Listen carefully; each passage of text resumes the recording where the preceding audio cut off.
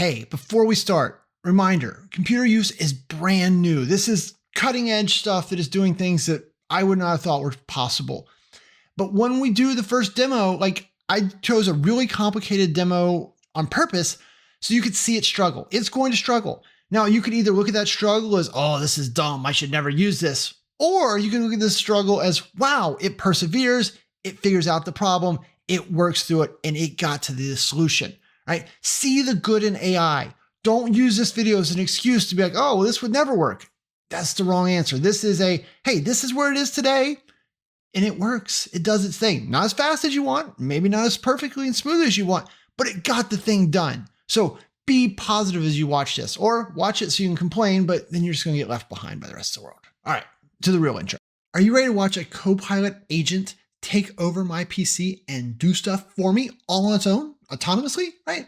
It's cool, really cool. We have this new thing called computer use. It's still in very early preview type of thing, but it is working. It does some neat stuff. So what I'm going to do today is I'm going to show you a demo of one working so you can really see it in action and prove it works on my bizarre setup with a Power App, by the way. 2, we'll talk about how to install it and what to configure. There's a couple little nuances that I got tripped up on when I was installing it to get it ready. So I'll show you how that works. And then 3, we'll jump into a Copilot Studio and actually build one of these computer use agents for ourselves. If that sounds like fun, then let's switch over to my desktop and take a look. First, let's just start with a demo. Let's show you working in my world, right? Not those pre-canned Microsoft demos we all kind of go, let's watch it working on Shane's laptop that is sitting over there. So also the hardest thing for me to demo, right? So I have an agent. Let's go there first, right? So we'll go here to Tools. And so I've got a bunch of different ones. We'll talk about those in a minute, but let's just get straight to the demo. And so we're going to have it send university invite. So here are the instructions that it's going to perform, right? It's going to open up the PowerApps app on that laptop. It's going to load up the app itself. It is then going to go through all of the work of dealing with all the pickers and all of the interfaces that enter information. It's going to click a button, it's going to wait, and then it's going to click another button, right? So we're going to use it to actually interact with my PowerApps app. So we'll just jump right over here and we will just say, send university invite, and then we'll hit enter. All right, so now what's going to start happening is over on the right under the test your agent, you're going to see what you would see in Copilot Studio as the testing is going on. And then if I do a good job on the left, we're going to have the actual screen recorded from the laptop so you can see what's happening on the local machine at the same time. And we can kind of compare, contrast, just, see what's really going on. I think it makes it a lot easier. All right, so here we go. You can see it kind of looks at pictures, right? It's like, okay, I got a blank screen. I need to go open the start menu. And so then it's going to tell the mouse, hey, the start menu is down yonder, and it should start to scroll down that way. Oh, it used the start button to do it. There you go. So it used a shortcut. It's going to type in PowerApps, and there it is. Now, one of the interesting things about this, you'll see throughout these demos, is that it wasn't trained specifically how to do this task, right? It's just looking at the screen and deciding how to accomplish it. So every time I run this, it does it slightly differently because it's not a predetermined path. It's looking at the information available. The large language model is thinking about what to do based on the inputs and then, acting accordingly. So I think that is super interesting to keep in mind is that, you tell it to open up a browser like we'll do later. It might use the start button. It might use a shortcut. It might use run. You just never know. But here you can see that it has opened up the PowerApps app. It has went ahead and triggered or searched for the app indeed or name, and now it is scrolling over to click on it. Keep in mind, I could have done this with the PowerApps app in a browser. I just wanted to add an extra layer of complexity for you to see as the reason I did it this way, for being honest, right? But so here's the app that I built to manage my university program.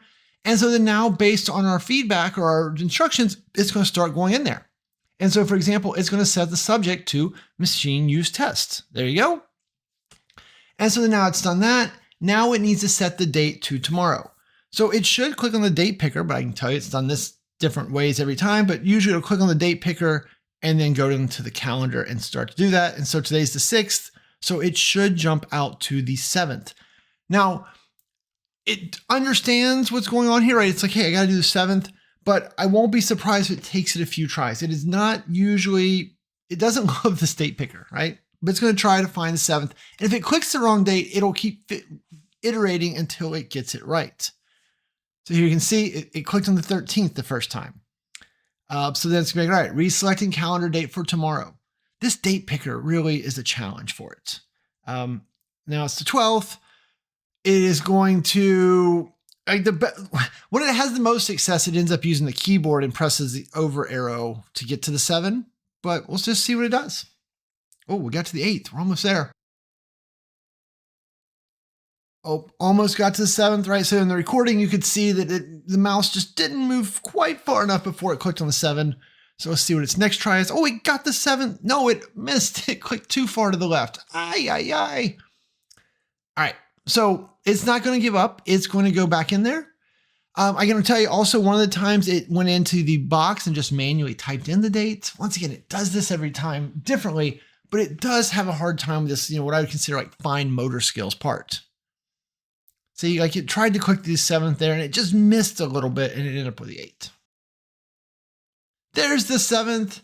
Now I want to point out, I left this struggle in, right? I could have easily edited this out. You would have never known it struggled, but I want to be real with you. Like this is what it is doing. And this is what it is, experiencing to get through this problem.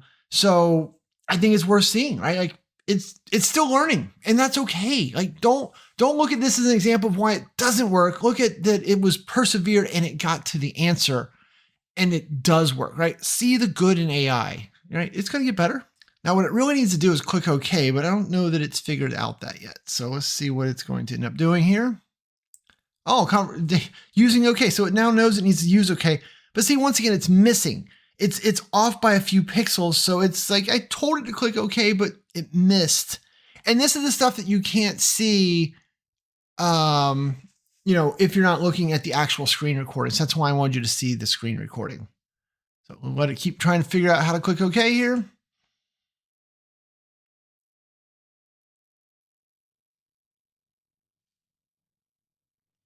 Oh, so see, so it clicked out without clicking OK. And so then the date got set back to September 6th. So let's see if it realizes that and goes and fixes it. Yep. So now it's going to go up to the date again. Ah, there you go. And so now it's going to go the manual route of just typing it in, I think. So let's see if it backspaces through September 6th. Hey, that looks like that'll hold, right? So it typed it in that time. Interesting. I've done this 20 times. It does it different every time. And once again, I could have just left the date out of the demo. This is the only thing it struggles with, but I wanted you to see it's real and it struggled. All right, so now it's going to clear Jeff out of the list of mentors. So it'll hit the X, which it does a good job with here. Sometimes it has a hard time closing the combo box, which let's be honest, our users have a hard time closing the combo box. So let's see what happens. The last few times it's been pretty good at just clicking off to the side. See, so it tried to click off to the side, but it ended up clicking on the start bar, which didn't work because it was not off to the side in the app. So let's see, it'll try again. All right, and the combo box doesn't have an X or anything to like close it. All right, it clicked up on the white that time and that was able to close it. And so then now it should go over to that course ID box and change it to 310-1938 or something like that. So here it goes over. All the rest of the things it does, it seems to go pretty smooth with these, right? So text input, it'll wipe those out. It's got them highlighted. Now it's replaced it with a 310, perfect. And so then now it needs to go click the check AI button up in the top right. Here it goes. It is, little mouse is moving slowly up there. And boom, it hits that, right? That button will turn gray. And then its instructions are when the send button turns blue, then click it. And so right now it is waiting on that because the AI results came back. And so now it can click the send button and it'll be almost done. So there you go. It is on its way to the send button. It's on top of it. It did. There's a little pop-up. It is done. And now it's supposed to close the PowerApps app, but I can tell you the meeting invite has been sent. So woohoo! I got a meeting tomorrow, Sunday at 11 a.m. I will not be there for. But one more second here while it closes up the application. There you go. It's scrolling up there. And boom, it is done, right? So the real time, right, that took roughly 8 minutes and 56 seconds, right? Slower than what you would have expected, but successful nonetheless. And it's just going to get better. Don't look at this as a negative. Look at, oh my goodness, it just modified and worked with my crazy Power App. That's pretty cool, right? Like that's interesting. Like that took a app that it knew nothing about, followed these very simple little instructions you can see on the screen right now, and did what it needed to do by using vision and reasoning to figure out the process. Now, don't get me wrong, right? It's slow. Definitely could have done it faster myself. But we always have to remind ourselves, like, this is the worst version of AI we'll ever have. So the fact that it works is like mind-blowing. Whether it took it 5 or 6 tries to get the date picker right, or a couple tries to click the send button, like it's easy to get hung up on, well, those reasons it doesn't work. But in reality, it's really interesting. Now, at the same time, I'm not saying like I would go all in on like using this today in production, right? This is very early preview stuff, but wow, that is really cool. Hey, if you're stuck and struggling, like where do I go to do all this AI stuff? Or how do I get started? What should I be thinking about? How do I do a pilot that actually works? We have a package for that now, right? If you go to PowerApps911.com, deploy Microsoft AI in a week, I'll put a link somewhere on the screen or below somewhere. This is a package that we just rolled out until it fills up, right? And for right now, it's on super sale, so take advantage of that. But basically, we have it broken down into, we'll have a learn session. So I'm going to teach you all the different pieces that you need to know so you kind of understand what tools you're assigned from. Then we're going to come up with a plan. What can we build for you that is be effective and a quick win to get AI going so you can start vetting this stuff? Then we'll go build it for you. We'll get it all built, set up, running, and then we'll get it deployed and tested, right? So this is a quick hit. You can get an AI solution up in as little as a week so that you can start taking advantage of this. All right, back to the video. Okay. Now, speaking of it being early preview, I know that they just recently released it so that it's available in, I think, all of the US at this point, but not anywhere else. I'm sorry, I didn't make up the rules, but that's where they're at right now. It's in the US. And they've also got some different requirements around like the number of Copilot Studio message capacity you have and stuff. So, this is probably not lighting up for all of you quite yet, but if it's not lighting up for you, you should still be, looking for it and, checking it out. And hopefully it lights up soon. I'll put it down in the description below, a link to the docs if you want to go see, maybe what you need to do to get it to light up for you. Now, once you have access to it, let's first talk about how you get it to run on a PC. So the machine you want it to run on needs to be either Windows 10 or Windows 11 Pro or higher. What I'm really saying is it doesn't work on Windows 10 or 11 Home is what I'm really saying, right? Because the first PC I tried on was Home and it didn't work. So once you've got one of those, you then need to install the desktop or the Power Automate desktop app. And so I went and downloaded that, and I just want to open that right here for a second. So right here.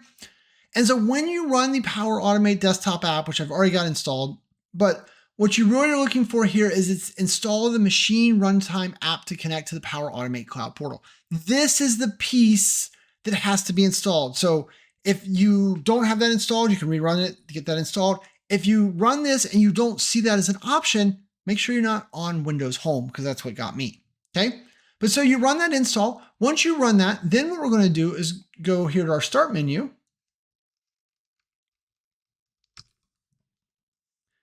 And we're going to grab the Power Automate machine runtime. So you're going to run that. And then it's like, all right, well, what machine do you want to register your environment with? Right? I'm already signed in as my Shane at PowerApps911.com. So if you weren't signed in, you'd have to do that. But then these are all of my different environments. And so if I want to register it with our primary one, our default one there, I click this. As soon as I click it, it's going to register itself. Like there's no okay or confirmation. I don't love that. I wish there was like an okay. But so right now it is registering itself with my Power Automate environment. And then once it finishes, oh, talking is hard. Would never know I do it for a living, would you? Now it's been registered. You can kind of see, you get very simple stuff here. But then what you want to do is go here to view machine and portal, right? There's another step. So we'll open this up. This is going to open us up into Power Automate. And so here you can see that it says, okay, it knows Shane's machine, all the things, but you're still not quite done because what you're going to see is that you need to then turn it on to be able to run. So we'll go here to settings and then enable for computer use. This screen has changed since I practiced this the other day, whatever, but we're going to change this to yes. It's going to talk to you about security, best practices. There's a lot to think about here. Right now, we're just trying to get to the point we can play with it. But thinking about what's on that machine, what it has access to, what's installed on it. There's a lot to think through that you should stop and do, but right now we just want it to work, right? So we're going to say activate, and then we'll say save. And so then now my computer is available to be used, right? And if we click on machines here, you can see all the different machines that I have registered at different points, what version they're on. You do have to be on this 2.591 or 2.59 something for this to work, but we're good. So now that we're good, now when we come over here, we're going to go to tools. We're going to go to add a tool, and then you should see the option here for new tool. And so if you have computer use available to you, it is here, right? This will show up whether you've registered a machine or not. So you could check this before you go through all the machine registration. If you don't have this here, you're not going to be able to run it. And mine says Frontier. I'm guessing yours will not say Frontier because they're going to roll this out en masse, and it'll probably just say preview. Okay. But then you're just going to choose computer use. Now you might have to do the authentication, right? So I have some different accounts that I'm using. I've done this both using my Shane at PowerApps911.com logged into that machine, and as a local account logged into that machine. I've tested both and both worked, right? Because for testing purposes, it was a lot easier for me to use this, local account on that machine. And then that way I can also share it with some of the other people in our organization, and everything that's running on it is local to that machine. It's not using my, domain credentials. So once again, think about the security ramifications of what you're doing here before you dive all in. That's what I'm going to say. All right. So we'll say add and configure. All right. We're going to give it a name. We're going to call this demo crypto. Description: get the price of ETH from Coinbase, right? Because we want this demo to be super easy to do. Okay. So the instructions, we're going to just kind of lay it out, right? So what do we want to do first? Open a browser. Number 2, go to HTTPS, blah, blah, blah, explore. They did say that putting HTTPS on the front helps. I have not been doing it. It's worked fine without it, but since that's what the documentation says you're supposed to, I thought I'd do it. So number 3, search for Ethereum. Number 4, get the current price. And then 5, respond with the price, right? And then we'll go down here. We're going to say something like, do not ask the user for confirmation. So that was one of the other pieces of their guidance is like, hey, if you don't want it to ever ask, and you probably don't because it's going to run autonomously, I get sometimes about, are you sure you want to send this? Are you sure you want to download this file? So putting that in your instructions seems like a pretty good idea. So we'll go up here. We'll change that to say correct. We'll copy. All right, we'll hit save. Tool saved. We'll refresh our little tester over here. Let's type in demo crypto and hit enter. And so just like the last time, right, we should have the setup where you can see both my laptop screen and what's going on here in the agent. So you can kind of see both sides. It's going to queue things up. It'll take it just a second to start. There you go. It's like, all right, I got a blank blue screen. What is it going to do? Opening browser to search Ethereum price. So what does that mean? I don't know until it does it. All right, this time it clicked on the icon. Sometimes it uses the start menu. Sometimes it does a run. I just never know. But there you go. So open up to my default homepage of Copilot Studio, of course. And now it's going to jump to the browser bar and it's going to enter in our full URL and hit enter. Okay, so now we're on this page. Now, sometimes here it will just see that the price is on the page. Sometimes because my instructions said search for Ethereum, it will end up trying to use the search bar. So we will see, oh, look at that. That time, super smart. It just jumped right to it. And there you go. We got the answer. So even though the instructions said search, it went ahead and saw that it was on the page. It didn't need to do it. That's pretty powerful, right? What you're going to see in a demo when I show you the instructions of one of my more complicated ones, the reason I incorporate the search mechanism there is because I actually want to take advantage of inputs. So instead of just searching for Ethereum, they could search for any coin. But I'll show you that in just a second. Woohoo! Look, we just typed in some words and it did that. Like there was no training. There was no practice run. There was nothing. That, my friends, is really, really cool in my book. Now, a few things to note down here. So let me show you a different version of that tool. Let's go here. So this is the one that I was playing with, like when I was building. And so look, you can see the same thing. Don't ask the user for confirmation. There's my URL without the HTTPS. Shh. Search for the cryptocurrency asset the user requested, return the price, close the browser. I forgot to tell that one, close the browser. Oops. But if you go down here, you can generate inputs. So I created an input called cryptocurrency.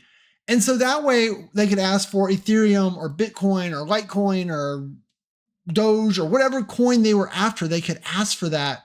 And it would, be able to go and search for those independently because I was able to give it an input. All right, this super cool, super interesting, super powerful.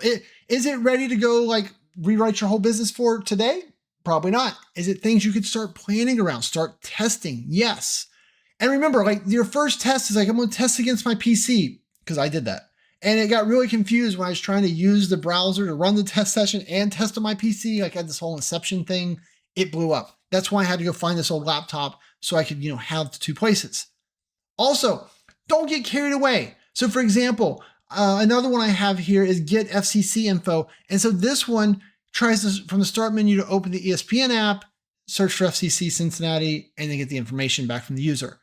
It worked once. It's failed about 15 other times because the ESPN app has got all these pop-ups and flashy things, and it just can't navigate it. So when you're trying to figure out what to test, try really true business scenarios, core scenarios that are practical, and you have a lot more look than, me trying that, right? Like the one around getting our university information.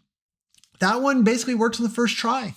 It had some weirdness. You guys saw some weirdness around the dates. So I need to go back and kind of think through that differently. But, maybe you can use it to test your PowerApps, right? Testing automation might be a good way to get some PowerApps testing in and do that. I don't know. So what do you think? Questions, comments, leave them below. What are you thinking about using this for?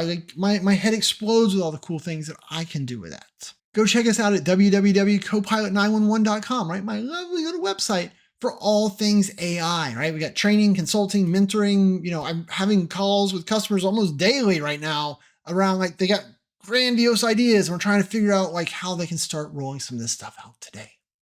And with that, I'm going to say thanks and have a great day.